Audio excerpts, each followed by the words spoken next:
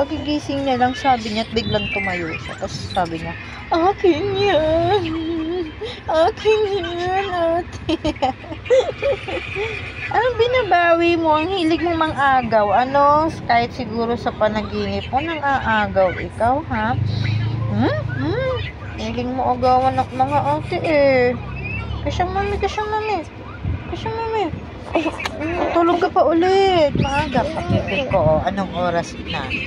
Time check. 11:04 pa lang. Tulog na ulit.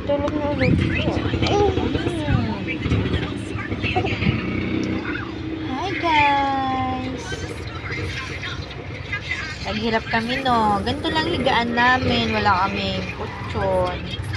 Kasi yung kutsyon namin nandoon sa hindi ko na kinuha kasi na masikip, maliit lang yung hagdan dito, so hindi siya mahirap ipasok kasi ang kapal nyo, tapos malaki queen size, tapos ang kapal nyo, tapos eto na nga ayan, bumibigay na ang mga wallpaper. Hi guys, hello ha.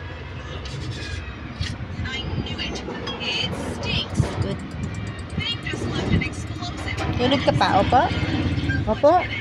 Nakadukot ka na naman eh. Ano yan? Wallet? Alkansya mo yan? Ha? Eh.